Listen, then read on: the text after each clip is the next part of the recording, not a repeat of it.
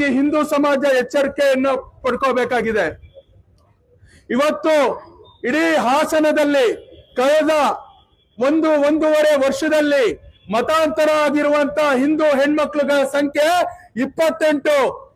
ಅದು ಒಂದು ಉದಾಹರಣೆಯನ್ನ ಕೊಡ್ಬೇಕು ಅಂತ ಹೇಳಿದ್ರೆ, ಹಾಸನ ಜಿಲ್ಲೆಯ ಒಂದು ಹೆಣ್ಮಕ್ಳು, ಅವಳು ಕಲೀಲಿಕ್ಕೆ ಇಲ್ಲಿಂದ ಮೈಸೂರಿನ ಫಾಲ್ಕನ್ ಕಾಲೇಜ್ ಅಂತ ಹೋಗ್ತಾಳೆ. ಫಾಲ್ಕನ್ ಅನ್ನುವಂತ ಕಾಲೇಜು ಸುಮಾರು 13-14 ವರ್ಷದ ಒಂದು ಹೆಣ್ಮಕ್ಳು SSLC ನಂತರ ಯಾವ್ದೋ ಒಂದು ಅಲ್ಪಸಂಖ್ಯಾತರ ಕಾಲೇಜಿಗೆ ಸೇರ್ತಾಳೆ. ನಮ್ಮಲ್ಲೂ ಶಿಕ್ಷಣ ಸಂಸ್ಥೆ ಇದೆ. ಪರಮ ಪೂಜ್ಯನೀಯ JSS ಜಗದ್ಗುರುಗಳು ನಡೆಸುವಂತ ಶಿಕ್ಷಣ ಸಂಸ್ಥೆಗಳಿಂದ ಹಿಡಿದು ಅನೇಕ ಜನ ಮಠ ಮಂದಿರಗಳು ನಡೆಸುವಂತ ಶಿಕ್ಷಣ ಸಂಸ್ಥೆಗಳು, ಅಲ್ಲಿಗೂ ಬರ್ತಾರೆ ಬೇರೆ ಬೇರೆ ಸಮಾಜದ ಮಕ್ಕಳು. ಕಲ್ತ್ಕೊಂಡು ಹೋಗೋದೇನು ಅಂತ ಹೇಳಿದ್ರೆ ಒಳ್ಳೆ ಭಾರತೀಯನಾಗು ಅಂತ. ಆದ್ರೆ ಇಲ್ಲಿಂದ ಹೋದಂತ PU ಕಲಿಕ್ ಹೋದಂತ ಒಂದ್ ಹೆಣ್ಮಕ್ಳನ್ನ ಏನ್ ಮಾಡಿದ್ರಿ? ಅವಳನ್ನ ತಗೊಂಡೋದ್ರು. ಅಲ್ಲೊಬ್ಬ ಅಲಿ ಅನ್ನುವಂತ ಒಬ್ಬ ಪ್ರೊಫೆಸರ್ ಅವಳನ್ನ ತಲೆ ಕೆಡಿಸ್ದ. ಅವಳನ್ನ ಯಾವ ರೀತಿ ಮತಾಂತರ ಮಾಡಿದ್ರು ಅಂತ ಹೇಳಿದ್ರೆ, ಅವ್ರ ಅಪ್ಪ ಸತ್ತೋಗಿದ್ದಾರೆ. ಆ ಹುಡುಗಿಯನ್ನ ಯಾವ ರೀತಿ ನೀವು ಮತಾಂತರ ಮಾಡಿದ್ರಿ?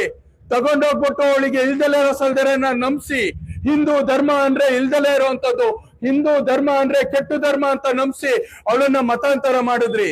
ಅವ್ರ ಅಕ್ಕ ದಿನನಿತ್ಯ ಇವತ್ತು ಸಫರ್ ಮಾಡ್ತಾ ಇದ್ದಾರೆ. ಇವತ್ತು ಪ್ರತಿನಿತ್ಯ ಅಳ್ತಾ ಇದ್ದಾರೆ.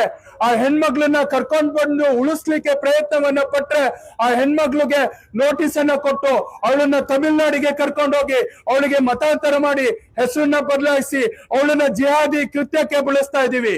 ಈ ರೀತಿ ಯಾರೋ ರಾಮಣ್ಣ ತಮ್ಮಣ್ಣನ ಮನೆಯಲ್ಲಿ ಆಗ್ತಾ ಇದೆ ಅಂತ ಹೇಳ್ಬಿಟ್ಟು ಉಳಿದಿರೋಂತ ಅಂಗಡಿಗಳಲ್ಲಿ ಕೂತ್ಕೊಂಡು ಆರಾಮಾಗಿ ಹೇಳ್ತಾ ಇರೋರು ಹೇಳ್ತಾ ಇದ್ದೀನಿ. ಇವತ್ತು ರಾಮಣ್ಣ ತಮ್ಮಣ್ಣನ ಮನೇಲಿ ಆಗಿರೋಂಥದ್ದು ನಾಳೆ ಬೊಮ್ಮಣ್ಣ ನರಸಿಂಹಣ್ಣನ ಮನೆಯಲ್ಲಿ ಆಗುವಂತ ದಿನಗಳು ದೂರ ಇಲ್ಲ. ಇವತ್ತು ನಮ್ಮ ಮನೇಲಾಗಿದೆ, ನಂಗೇನೋ ಆಗ್ಬೇಕಾಗಿಲ್ಲ, ಇನ್ನೊಬ್ರು ಮನೇಲಾಗಿದೆ ಅಂತ ಏನಾದ್ರು ಕೂತು ಅಂತ ಹೇಳಿದ್ರೆ ಮುಂದಿನ ದಿನದಲ್ಲಿ ಯಾರ ಮನೆ ಬಾಗ್ಲು ಕಾಣುತ್ತೆ ಅಂತ ಹೇಳಿದ್ರೆ ನಿಮ್ಮ ಮನೆಯ ಬಾಗ್ಲು ಕಾಣುತ್ತೆ. ಯಾರ ಮನೆ ಹೆಣ್ಮಕ್ಳು ಕಾಣ್ತಾರೆ ಅಂತ ಹೇಳಿದ್ರೆ ನಮ್ಮ ಮನೆ ಹೆಣ್ಮಕ್ಳು ಕಾಣುತ್ತಾರೆ. ಇವತ್ತು ಈ ವಿಚಾರವಾಗಿ ಗಂಭೀರವಾಗಿ ಯೋಚಿಸ್ಬೇಕು. ಮಾತ್ರ ಅಲ್ಲ, ಇವತ್ತು